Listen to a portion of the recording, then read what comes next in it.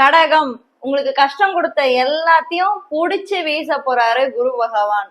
இது என்னங்க புது கதையா இருக்கே அப்படின்னு நீங்க கேட்கலாம். கதையும் இல்ல, நெசமும் இல்ல. சில கிரக மாற்றங்கள் இந்த மாதம் நடக்க போகுது, அதாவது நிகழ போகுது.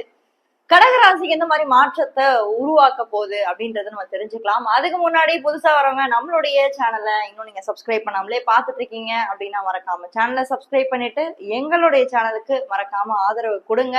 கடகராசிக்கு ஒரு 5 வருஷமா என்ன ஆச்சு அப்படின்னு நம்ம பார்த்தோம்னா, அஷ்டம சனி ஒரு பக்கம் இல்லையா, ஒரு பக்கம் விரயத்துல குரு, ஒரு பக்கம் சரி இதுதான் கெட்டுச்சு அப்படின்னு பார்த்தா இந்த ராகு எதுவும் நம்மள சும்மா விடல, அதுவும் வச்சு செய் நம்மள செஞ்சிருச்சு. இவ்வளோலாம் ஆனதுக்கு அப்புறம் தூக்கி எல்லாத்தையும் வீசுங்க, புடிச்சு எல்லாத்தையும் தூக்கி ஜெயில போடுங்க பாஸ் அப்படின்ற மாதிரி எல்லாத்தையும் ஒரு பக்கம் விலக்கிட்டு இப்போ குரு 12 வருஷம் கழிச்சு உங்களுடைய ராசிக்கு உச்சமாறது அப்படின்றது வெகு சிறப்பான ஒரு விஷயம். எந்த ஒரு ராசிக்குமே அமையாத ஒரு விஷயம் உங்களுக்கு நடந்திருக்கு. அதுதான் நம்ம இங்கே கவனிக்கணும். இந்த 2026 ஜூன் 1 அன்னைக்கே இந்த மாதிரி விஷயங்கள்லாம் நடக்கும் போது உங்க லைஃப்ல நிறைய சேஞ்சஸ் நீங்க எதிர்பார்ப்பீங்க. இந்த ஜூன் மாதம் என்ன பலன்கள் நடக்க போகுது அதுதான் நம்ம இந்த மிக முக்கியமா இந்த ஒரு வீடியோல நம்ம பார்க்கணும். அது உங்க கரியரா இருக்கட்டும், உங்க ரிலேஷன்ஷிப்பா இருக்கட்டும், இல்ல படிப்பு சார்ந்த விஷயங்கள், பெண்களுக்கு எல்லாம் இந்த மாதம் எப்படி இருக்க போகுது. எல்லாரும் கேட்கிற ஒரே கேள்வி என்ன தெரியுங்களா? நம்மளுடைய கிளைண்ட்ஸ் மக்களாகிய நீங்க கேட்கிற ஒரே கேள்வி, எங்க கஷ்டம்லாம் எப்பதாங்க தீரும், எங்க வாழ்க்கையில ஒரு வெளிச்சம் பிறக்காதா, ஒரு ஒளி கிடைக்காதா அப்படின்ற மாதிரிதான் இருக்கும். பட் இந்த மாதம் எப்படி இருக்கு கிரகநிலை தெரிஞ்சுக்கோங்க. ஏன்னா இந்த மாதத்தை பொறுத்த வரைக்கும் சூப்பரோ சூப்பர். அதை எப்படி நான் சொல்றதுன்னே தெரியல. குரு நேரா உங்க வீட்டுக்கு தான் வருவேன்ற மாதிரி 2 குரு உட்காந்துருக்காங்க. ஒரு பக்கம் அசுர குரு, நான் உட்காருவேன் யார் என்ன கேள்வி கேட்கறது அப்படின்னு அவரு.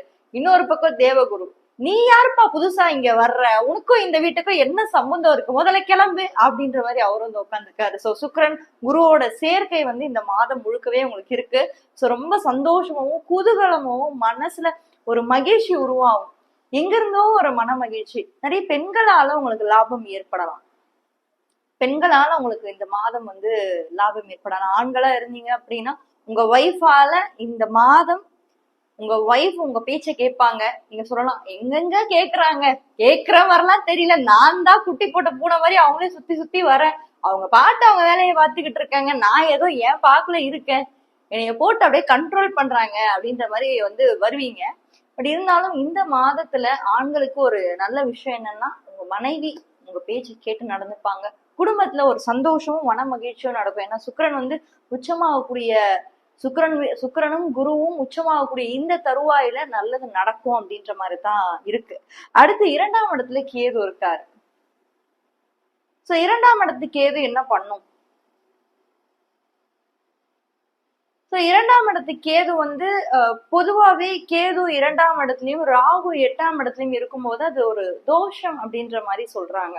ஒரு காலசர்ப்ப தோஷமோ இல்ல ராகு கேது தோஷமோ இல்ல நாக தோஷமோ அந்த மாதிரி சொல்லுவாங்க.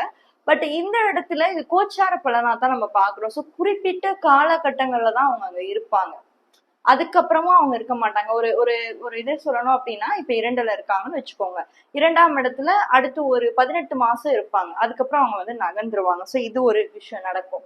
அடுத்து 9ஆம் இடம் பாக்யஸ்தானத்துல போய் சனி உட்கார்ந்துருக்காரு. ஒன்னும் பயப்படாதீங்க, நான் போய் 9ஆம் இடத்துல போய் உட்காந்துக்கிறேன், ஜம்முன்னு இருக்கேன் அப்படின்ற மாதிரி அவரு. அடுத்து 10ல செவ்வாய். சோ ஒரு தொழில் ஸ்தானம்னு சொல்லக்கூடிய ஒரு இடத்துல செவ்வாய் இந்த மாதம் இருக்கிறதுனால கடகராசியை பொறுத்த வரைக்கும் கரியர் அப்படின்ற ஒரு விஷயம் அவங்களுக்கு ரொம்ப முக்கியம். எந்த அளவுக்கு குடும்பம் ரொம்ப முக்கியமோ, குடும்பத்துக்காக அவங்க செய்வாங்களோ அந்த அளவுக்கு கரியர்ல எப்பயுமே அவங்க ஒரு கண்ணும் கருத்துமாவே இருப்பாங்க. அதே மாதிரிதான் இந்த ஜூன் மாதமும் இருக்க போறீங்க. ரொம்ப போக்கஸ்டா இருக்க போறீங்க, ரொம்ப டெடிக்கேட்டடா இருக்க போறீங்க. எப்பயுமே இல்லாத ஒரு சந்தோஷம் குதூகலம் உனக்கு இந்த மாதம் கிடைக்குது. ஏன்னா உங்களுடைய ராசியில 2 குரு இருக்காங்க. சோ ஒரு குரு ஒரு விஷயத்த சொல்லுவாரு, இன்னொரு குரு இன்னொரு விஷயத்த சொல்லுவாரு. எந்த பக்கம் முடிவெடுக்கிறதுன்னு தெரியாது. பட் ஆனா கரெக்டா நீங்க முடிவு எடுப்பீங்க இந்த மாதம். ஏன்னா 2 பேருமே டீச்சர்ஸ் தான், நிறைய விஷயம் சொல்லி தருவாங்க. அதே மாதிரி உங்க லைஃப்ல இந்த மாதம் நிறைய விஷயம் நீங்க கத்துப்பீங்க. அதே மாதிரி நிறைய விஷயம் நீங்க நிறைய பேர் கைடும் பண்ணுவீங்க. ஸோ கரியர் அட்வைஸ் யாராவது உங்ககிட்ட கேட்டா கூட நீங்களே அவங்களுக்கு கைட் பண்ணி கொடுப்பீங்க. ஸோ கரியர் இந்த மாதத்துல அமோகமா இருக்கும் அப்படின்றதுல எந்த ஒரு மாற்றமும் இல்லை. அடுத்து 12ஆம் இடத்துல என்ன இருக்குன்னா சூரியனும் புதனோட சேர்க்கை வந்து இருக்கு. இதுக்கு முன்னாடி கடகராசிக்கு எப்படி இருந்துச்சு? இதுக்கு முன்னாடி கடகராசிக்கு 12ஆம் இடத்துல குரு. சரி, 12ஆம் இடத்துல இருக்க குரு அவ்வளவு நல்லது செஞ்சாரா கடகராசிக்கு? இல்லவே இல்லை. அவர் வந்து நல்லது செய்யற இடத்துல இல்லைன்றதுதான் என்னால வந்து ஓப்பனா சொல்ல முடியாது. சொல்லலாம் ஒரு வீடியோல நல்லா இருப்பீங்க, நல்லா இருக்கும், சூப்பரா இருக்கும், டாப்பா இருக்கும் அப்படின்னு நான் சொல்லலாம். ஆனா உங்க உள்மனசுன்னு ஒண்ணு இருக்குல்ல, நீ வேற ஏமா எரியற நெருப்புல இன்னும் எரிய போட்டுக்கிட்டு இருக்க, திரிய போட்டுக்கிட்டு இருக்க, எண்ணெயை ஊத்திக்கிட்டு இருக்கன்ற மாதிரிதான் இருக்கும். பட் இந்த டைம்ல 12ஆம் இடத்துல குரு இருக்கும் போதே அந்த அளவுக்கு உங்களுக்கு நிம்மதி இல்லைன்னு தான் நான் சொல்லுவேன்.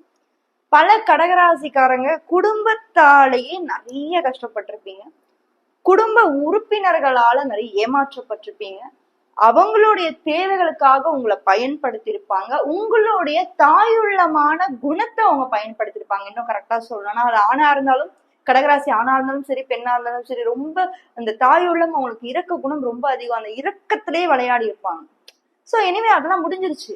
பட் இப்போ இந்த மாதத்துல நம்ம பார்க்கும்போது என்னன்னா 2 குருவும் சேர்ந்து உங்களுடைய ராசியில இருக்கிறது அப்படின்றது ஒரு வித தனி ஒரு பவர் தான் நான் சொல்லுவேன். ஒரு தனி பவர் உங்களுக்கு உருவாகுது. ஸோ ரிலேஷன்ஷிப் பொறுத்த வரைக்கும் இந்த மாதத்துல சூப்பரா இருக்கும், ஒன்றும் பயமே கிடையாது. கணவனா இருந்தாலும் சரி, மனைவியா இருந்தாலும் சரி, நல்ல ஒரு உறவு, உங்களுக்கு இடையில ஒரு சந்தோஷம், மன மகிழ்ச்சி எல்லாமே வந்து இந்த மாதம் வந்து ஏற்படும். படிப்பு சார்ந்த விஷயங்கள்லாம் கடகராசி என்ன பண்ணலாம், இந்த ஒரு மாதத்துக்கு எப்படி இருக்கு அப்படின்னு நம்ம பார்த்தோம்னா, கடகராசியை பொறுத்த வரைக்கும் 9ஆம் பாவம் அப்படின்றது பாக்கியஸ்தானம், நம்ம பூர்வீக ஸ்தானம், நம்ம தைரிய ஸ்தானம்னு கூட சொல்லலாம். ஏன்னா 9 அப்படின்றது ஜோதிடத்துல நம்ம என்னவா பாக்குறோம் அது நம்ம முக்கியம். இப்ப ஜோதிடத்துல திரிகோண வீடுகள் அப்படின்னு இருக்குங்க, 1, 5, 9 இதெல்லாம் வந்து திரிகோணஸ்தான். சோ இப்ப இந்த 1ஆம் வீடு அப்படின்றது ராசிய கணக்குல நம்ம வச்சுக்கலாம், இல்லைன்னா லக்ன கணக்குல நம்ம வச்சுக்கலாம். 5 அப்படின்றது பூர்வீக ஸ்தானம், 9 அப்படின்றது பூர்வீக ஸ்தானம் தான். சோ இப்ப 5, 9 சோ இந்த ராசியை பொறுத்த வரைக்கும் 5ஆம் இடத்தோட அதிபன் யாரு? செவ்வாய். அவரு இந்த டைம் பீரியட் தான் இந்த மாதத்துல ஆட்சி பெற்ற நிலையில இருக்காரு. அதே மாதிரி 9ஆம் இடத்துல இருக்கக்கூடிய குரு பகவான் இந்த மாதத்துல உச்ச நிலையை அடைகிறாரு. சோ 2, அதாவது சொல்லுவாங்கல்ல கண்ணா 2 லட்டு தின்ன ஆசையா, அந்த மாதிரி 2 கிரகங்களுமே வந்து சூப்பரான பிளேஸ்மெண்ட்ல வந்து இருக்கிறதுனால படிக்கிற பசங்களுக்கு அவ்வளோ ஒரு பாசிட்டிவான ஒரு மாதமா வந்து இருக்கும். ரொம்ப போக்கஸ்டா இருக்கக்கூடிய ஒரு மாதம். என்ன ஒண்ணு, கொஞ்சம் குழப்பவாதிகளும் கூட தான் கடகராசி. சில நேரங்கள்ல வந்து தெளிவா முடிவே எடுக்க மாட்டீங்க. இப்ப முடிவு பண்ணணும், ஆனா பண்ணவே மாட்டீங்க, தள்ளி போட்டுருவீங்க. ஏன்னா சனி 9ல இருக்காரு இல்லையா? சோ படிப்புன்ற விஷயத்துல டிலே கண்டிப்பா இருக்கும். எப்ப வரைக்கும் இருக்கும்? இந்த ஒரு வருஷம், இந்த ஜூன் மாதம் ஓகே, பட் இந்த சனி வக்ரமாவுக்குரிய காலகட்டம் வருது பாத்தீங்களா, நெக்ஸ்ட் ஒரு 1 இயர், அந்த டைம் பீரியட் 1 இயர்னு சொல்ல முடியாது, ஒரு 6 மந்த்ஸ்ன்னு சொல்லலாம். ஸோ அந்த 6 மந்த்ஸ் ஒரு மாதிரியா தான் உங்களுக்கு போகும். பட் சேலஞ்சஸ் நிறைய ஃபேஸ் பண்ணி தான் வெளியே வருவீங்க, உடனே வெளியே வந்துட முடியாது. சேலஞ்சஸை ஃபேஸ் பண்ணி டெஃபினட்டா உங்களுடைய கோலை அச்சீவ் பண்ற ஒரு டைம் பீரியடா தான் இருக்கும். ஸோ மொத்தத்துல கடகராசியை பொறுத்த வரைக்கும் நிறைய விஷயங்கள்ல குரு பகவான் உங்களுடைய வாழ்க்கையில மாற்றத்தை கொண்டு வருவாரு அப்படின்றதுல எந்த ஒரு சந்தேகமும் இல்லை. உங்களுக்கு யாருக்காவது இந்த வீடியோ ஷேர் பண்ணி ஹெல்ப் பண்ணணும்னு நினைச்சீங்கன்னா மறக்காம ஷேர் பண்ணி ஹெல்ப் பண்ணுங்க. மிதுன ராசியை பத்தி தெரிஞ்சுக்கணும்னா இந்த வீடியோல ஃபர்ஸ்ட் கமெண்ட்ல ஃபர்ஸ்ட் லிங்க்ல கொடுத்துருக்கேன், மறக்காம அதையும் போய் செக் பண்ணி நம்மளுடைய சேனலுக்கு ஆதரவு கொடுங்க. நன்றி.